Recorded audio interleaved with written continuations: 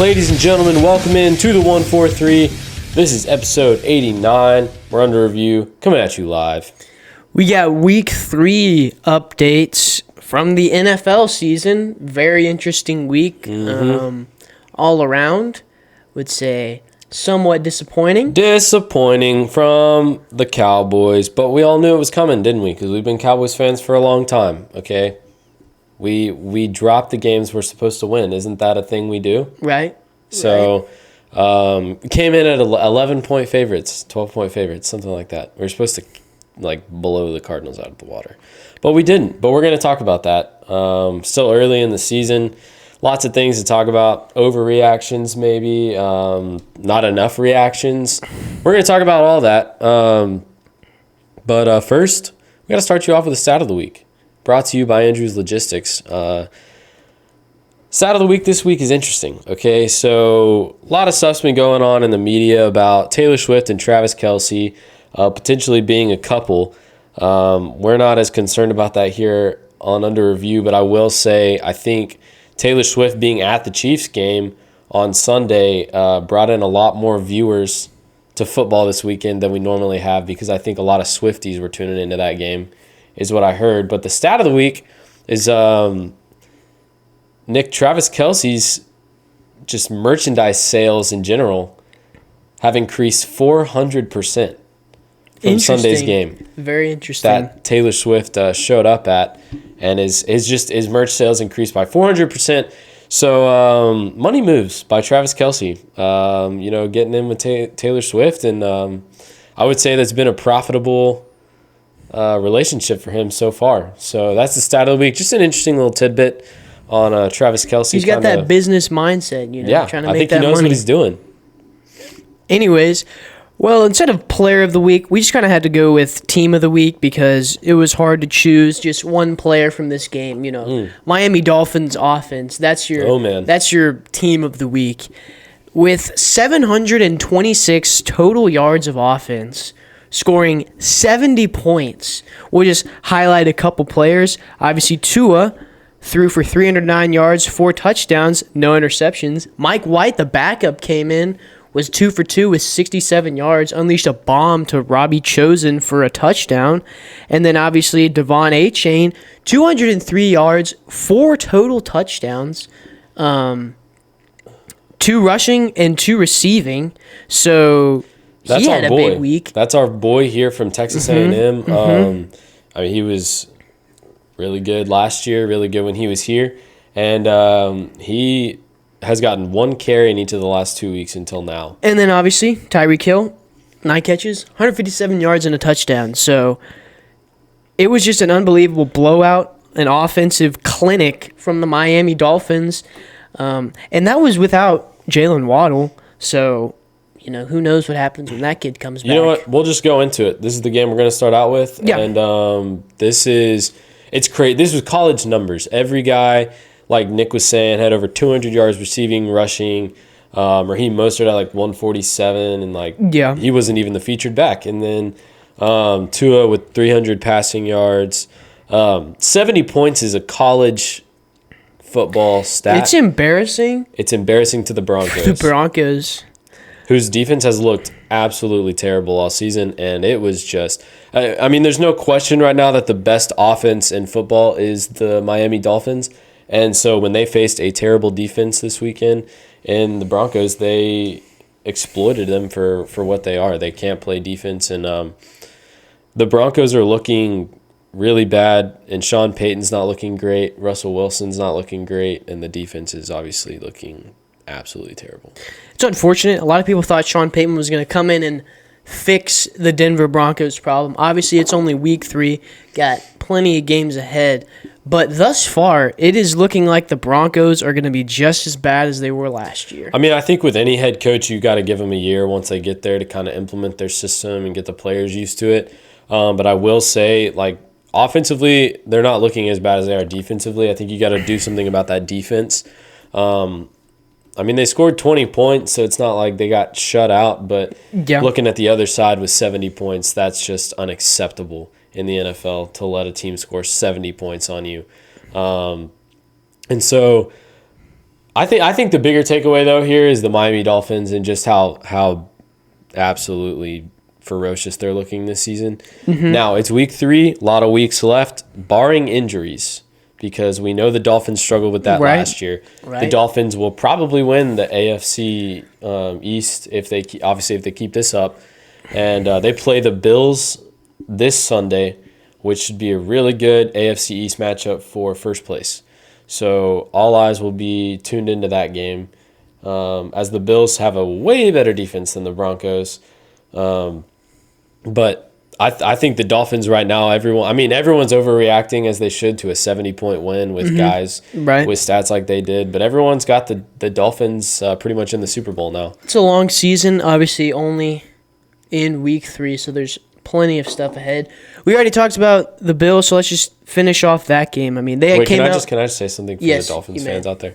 Last year I was pretty high on the Dolphins, if you may remember, Nick, and they let me down. So I just want to keep everybody here in reality that it's week 3 and week 5 last year they were looking like really good. So let's just keep it in perspective, which I think we're going to be talking a lot about today, is keeping things in perspective. That is week 3. Yes, absolutely. So let's just remember that. Dolphins fans everywhere. Okay, sorry, go ahead, Nick. The Bills came out with a vengeance, after suffering a horrible week 1 loss I had their to defense on my fantasy the Jets on Monday Night Football.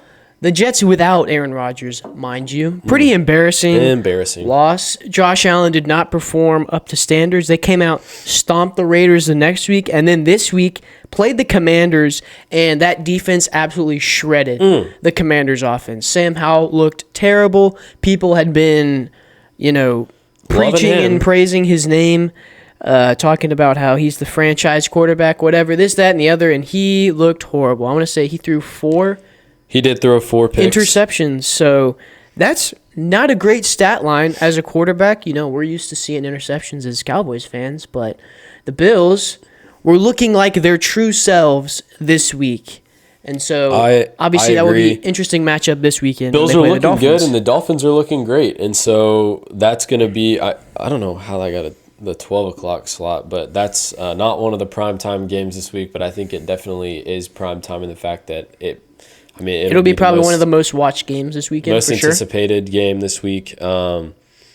Everybody's riding the Dolphins high, and the Bills have an amazing defense, and it's one of those divisional matchups. So the Bills handled business against the Commanders, and thankfully just shut up a lot of people who were going on and on about the Commanders' offense like it was actually something, because it's not. They played. So the Commanders came back and beat the Broncos last week, and we saw what happened. We saw what the Broncos' defense was worth this weekend. So that was not impressive. I think that, the Chiefs came out. We don't even need to talk about this for that long. Chiefs came out and did what they did to the Bears, 41-10. The Bears look terrible. Justin Fields has shown that he does not like to throw. He's not the guy. We'll just go ahead and throw his stats out there. 11 for 22, so that's terrible in and of itself. It's ridiculous. For 99 yards, 1 touchdown, and 1 interception. He did rush for 47 yards, but, here's the thing, not guys. enough. We said we were going to bring you the field stats. Everybody he was the most bet-on player to win MVP this year, and we told you that he was terrible, and now we got lots of people in the media saying that they need to find a new quarterback. So it looks like me and Nick were right about Justin Fields, and I was about to say that train came to a abrupt halt after week 3. Everyone was riding that Justin Fields high. As Joseph said, he was picked to win the MVP. I don't know where people got that idea from. I had never seen that before in my life. Glimpses of MVP. I thought never even seen one. I thought he should have been fired, and people were going out saying he should be MVP. But obviously, he is proving us here at Under Review right in that he is not the answer to the Chicago Bears. I think it's time to maybe look for a new quarterback. It is time to move on. Chiefs handled business. They're looking good. Colts, Ravens, just something to point out. The Ravens have been overhyped throughout the offseason, as they always are. Colts took care of business in overtime and beat them 22-19 with their backup, Gardner Minshew. He looked pretty good. That Ravens offense did not look Didn't move the ball great like it needed to. at all that game. The Ravens have a great defense. So. Obviously, people want to talk about they were missing Odell, and obviously they're missing J.K. Dobbins, but I think they should still. You got to be know able to when do you some sign damage. Odell that you're normally going to be missing Odell. I mean, always hurt. he's been missing time every season for like the last 3 years or something like that. So you just have to anticipate that you're gonna have to go some weeks without Odell, even when you sign him. Another overhyped team losing big to the Texans. The Jaguars, they looked Mm-hmm. terrible against the Texans, and C.J. Stroud went in there, handled his business. He looks good. He looks like a good pick from the Texans, and they might have found their franchise guy. He's looking very comfortable at the quarterback position. He's also been doing a good job, I would say, of distributing the ball. You know, he doesn't necessarily have a favorite. He has a favorite each week, but it's never the same guy. You know, you've seen him target, Nico Collins and then a little bit of Tank Dell. Yeah, just peppering the ball wherever it needs to go. If his first read's He not looks there, he finds comfortable another one. back there in that position. You know, he looks like a regular pocket passer. He's been slinging the ball really well. And then the Jaguars, super, super underwhelming. A lot of people had them winning the AFC, The not whole conference. the AFC South, the AFC. The entire conference. And that offense has not looked great. Got to figure some stuff out week 3, but they're definitely not winning the AFC. So there's that. I mean, I think it's time to maybe Let's just dive into let's it. talk about it. So Cowboys 16, Cardinals 28. We just looked so far behind the entire game. It was not pretty at all. Our defense played terribly. Our offense played terribly. And what was the biggest reason for the loss? The red zone offense in this game. We talked about it last week at the end of after the Jets game. I believe we mentioned how We need red zone offense. we need to be able to punch the ball in, and that came back to bite us, unfortunately. At the end of the last game, Dak throws what turned out to be game-ending pick into triple coverage. Triple coverage. Which it was a little mind-blowing, I will say, because, I mean, I don't know in what universe you see that and be like, okay, that's the pass you need to make. There were literally 3 guys in that zone that he was trying to throw to, so I was just confused as to what went on in his head. We've talked about Dak's inability to go. If his first read's not open, he will force the ball somewhere it doesn't need to go. He did that in the playoff game. He's done that countless times. And that's just Dak being who he is. When the pressure's on him, so you couldn't depend on the defense this game. The offense had to get it done. Because the defense, I mean, they can't carry every game. Mm-hmm. The offense had to get it done, and Dak showed that he can't get it done. And this isn't even anything that we're surprised about seeing because this is what he's been doing. So other guys have to carry Dak to a win. Dak just has to stay out of his own way. But when the weight of the game is put on Dak's shoulders, he can't perform. I mean, the Cardinals are one of the worst teams in the league. We should not be losing by 12. It was we should also not be kicking field goals. Frustrating defensively because they just ran it down our throats. We had no answer. James Conner almost had 100 yards. He had 98 for a touchdown.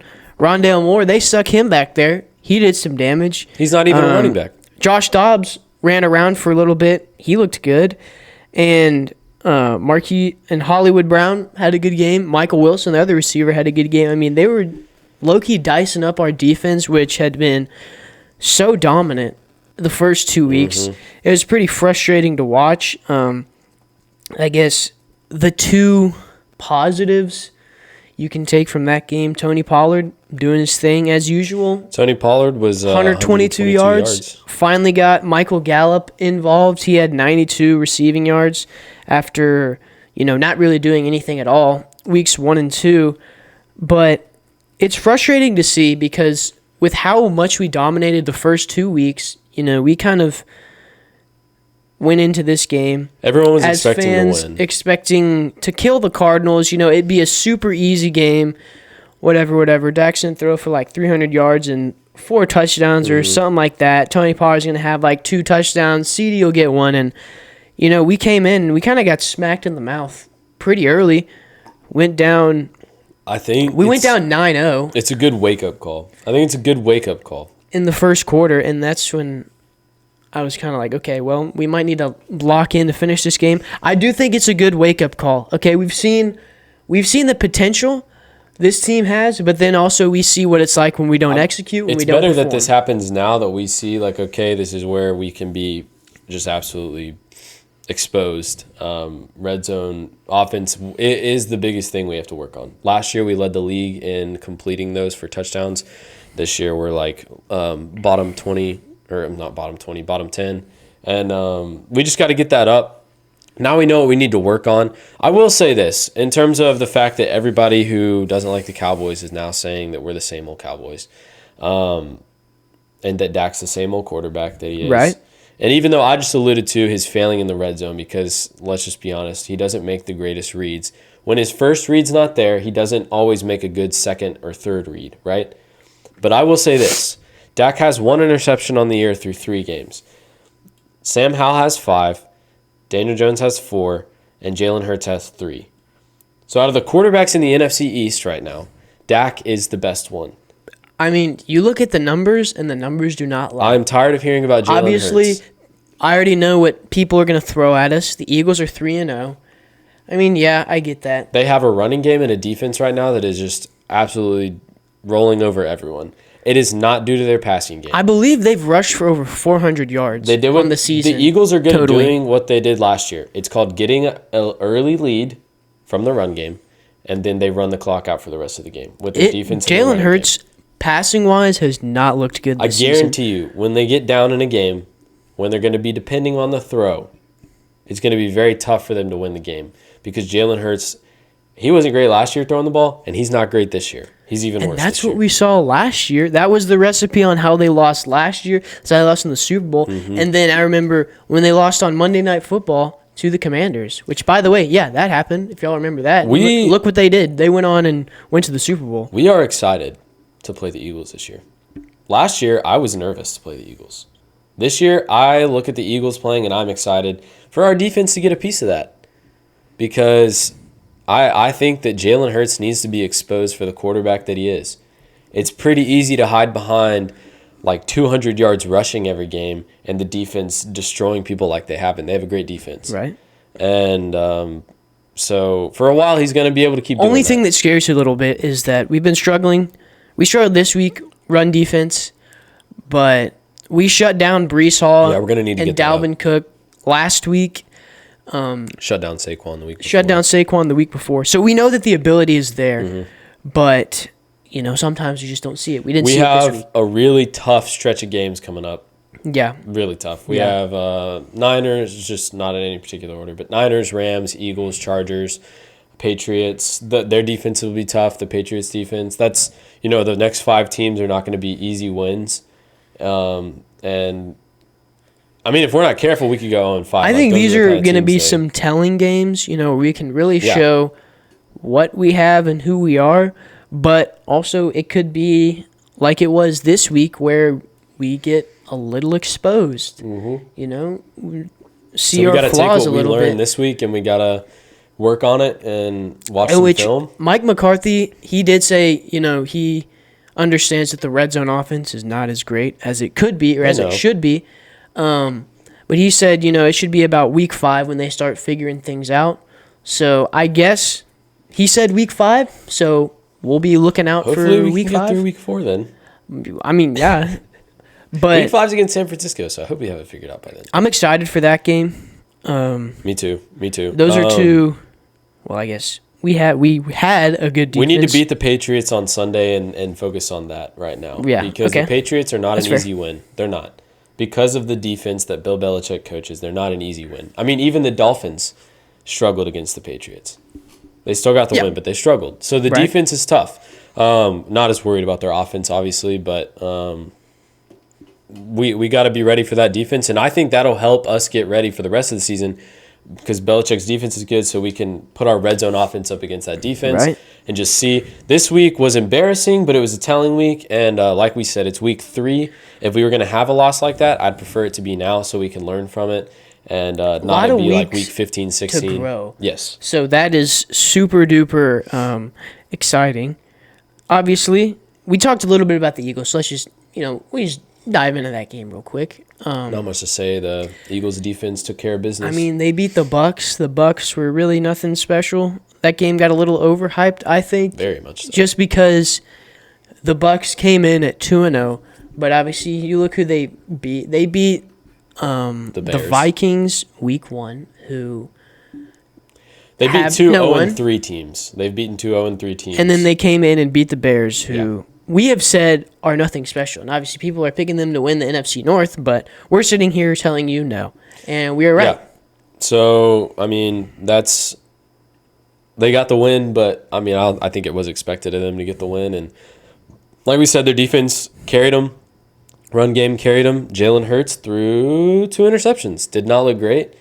But you know what? That didn't matter because they got the win. And so that's how football works, and that's what we're going to stick with this week. So moving on to teams that we care more about than the Eagles. The Bengals-Rams I was game. going to say, I think another big one was Bengals-Rams.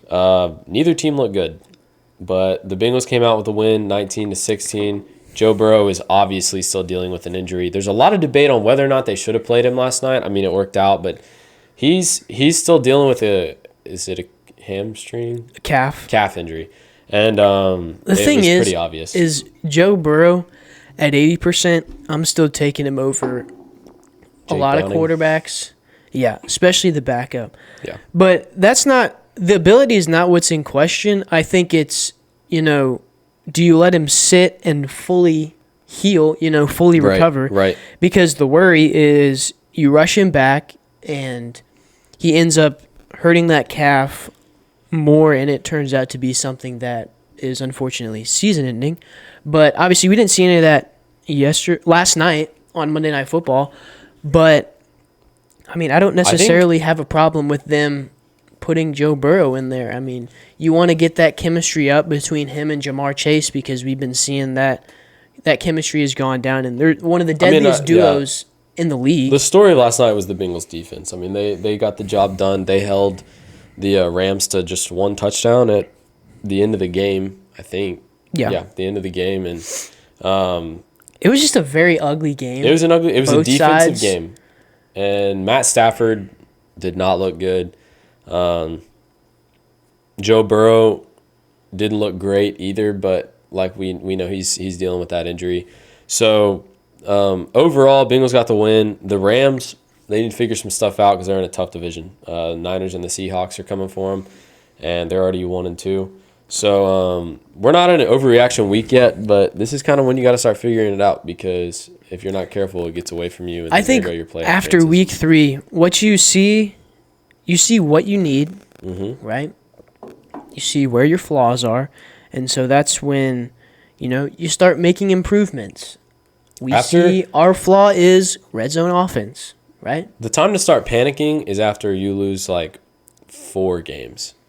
After that, it's like you're close to being like for the rest of the season you got to win or you might be eliminated from the playoffs. So the teams that are already at 2 losses, the teams that are 0-3 have a very, very, I think it's like a 1% chance of making the playoffs. So they're already basically eliminated. But the teams that have 2 losses have to be concerned, like the Rams, the Chargers, playoff teams that could be there, but they just aren't there yet. So not a week of overreactions, but definitely not on the Cowboys. Just had to put some things into perspective. The Cowboys will be okay. This is something I think we'll grow from, we'll improve from. Glad